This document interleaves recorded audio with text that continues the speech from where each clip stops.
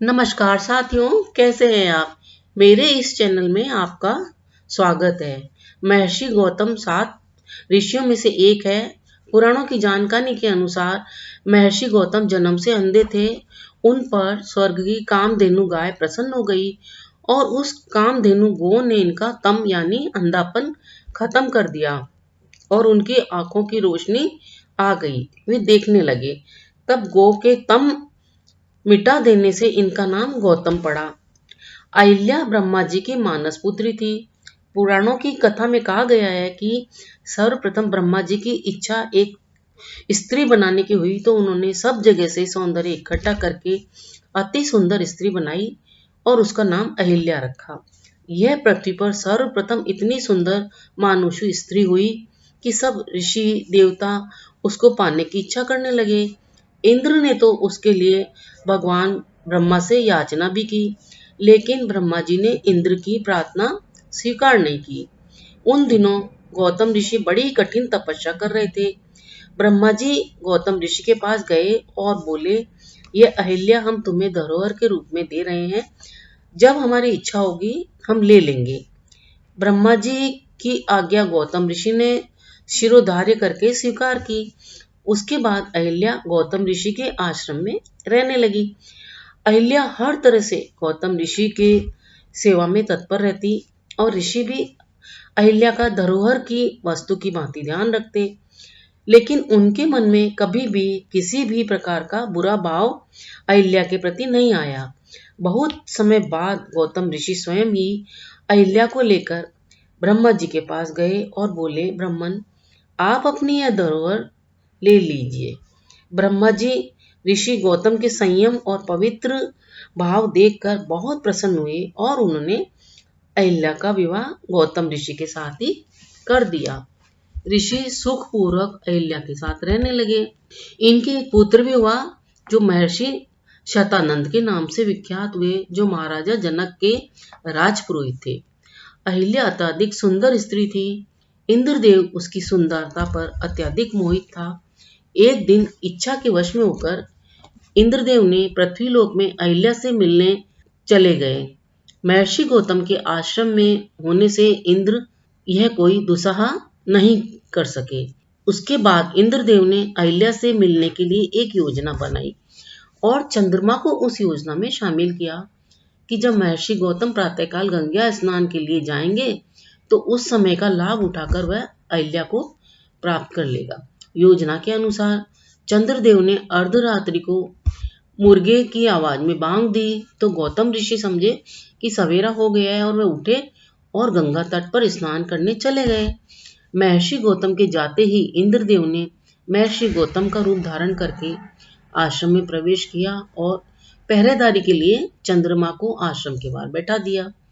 ऋषि गौतम जब गंगा घाट पहुंचे तो उन्हें अलग ही आभास हुआ। उनके मन में संदेह भी उत्पन्न हुआ। तब गंगा मैया ने प्रकट होकर महर्षि गौतम को बताया कि यह सब इंद्रदेव का बुना जाल है। वह अहिल्या की सुंदरता से मोहित होकर कुकृत्य की भावना से पृथ्वीलोक पर आया है। यह सुनकर क्रोधित महर्षि गौतम जी तेजी से अपने आश्रम की तरफ आए। जब उन्होंने कुटिया के बाहर चंद्रमा को बैठे देखा तो गुस्से में महर्षि गौतम ने चंद्रमा को शाप दे दिया कि राहु की कुदृष्टि तुम पर सदा बनी रहेगी और इसी शाप के कारण चंद्रमा में ग्रहण लगता है। गुस्से में लाल पीले हुए महर्षि गौतम ने अपने कमंडल से चंद्रमा पर प्रहार कर दिया और इसी कारण चंद्रमा में दाग है। इंद्रदेव को महर्षि गौतम के आने का आभास होते ही वह वहां से भागने लगा। तब महर्षि ने इंद्र को श्राप दिया कि इंद्र की पृथ्वीलोक में पूजा नहीं होगी। वहां से भागते समय इंद्र अपने असली रूप में आ गए। अहिल्या की इसमें कोई गलती नहीं थी। उनके साथ तो इंद्रदेव ने छल किया था, लेकिन क्रोध के आवेश में महर्षि गौतम ने अहिल्या को अनंत काल तक शिला का रूप धारण करने का श्राप दे दिया था। परंतु जब महर्षि गौतम को उनका गुस्सा शांत हुआ तब उन्हें आभास हुआ कि इस सब घटना में अहिल्या की तो कोई गलती ही नहीं थी। उन्होंने जो श्राप अहिल्या को दिया उसका उन्हें काफी दुख और पश्चाताप हुआ, परंतु वह अपना श्राप वापस नहीं ले सकते थे।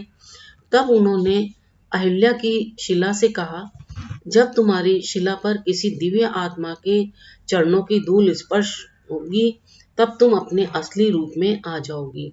इतना कहकर महर्षि गौतम वहां से हिमालय पर तपस्या करने के लिए चले गए। काफी समय बीत जाने के बाद महर्षि विश्वामित्र जी राक्षसी ताड़का का वध करने के लिए अयोध्या से प्रभु श्री राम और उनके छोटे भाई लक्ष्मण को अपने साथ लाए। ताड़का वध के बाद भगवान श्री राम जी की वन में एक सुंदर वीरान पड़े आश्रम पर नजर पड़ी तो वह वहां गए और अपने गुरु से पूछा, यह इतना सुंदर आश्रम किसका है जहां इतनी वीरानी है। तब विश्वामित्र जी ने कहा, हे प्रभु, यह आश्रम वर्षों से आपके आने का इंतजार कर रहा है। यहाँ आप जो शिला देख रहे हैं यह आपके चरणों की धूल का युगों से इंतजार कर रही है। यह कहकर महर्षि विश्वामित्र जी ने भगवान राम एवं लक्ष्मण जी को गौतम ऋषि व माता अहिल्या की पूरी कहानी बताई। सारी बात सुनने के बाद भगवान श्री राम जी ने अपने चरणों से उस शिला को स्पर्श किया।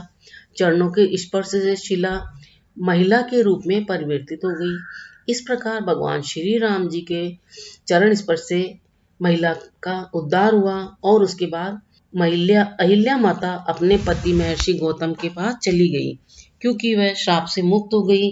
दोस्तों, आपको यह जानकारी कैसी लगी कमेंट करके हमें अवश्य बताएं। जानकारी अच्छी लगी हो तो आगे शेयर करें, वीडियो को सपोर्ट करें, सब्सक्राइब भी कर लें। अपना अमूल्य समय देकर वीडियो देखने के लिए आपको बहुत बहुत धन्यवाद।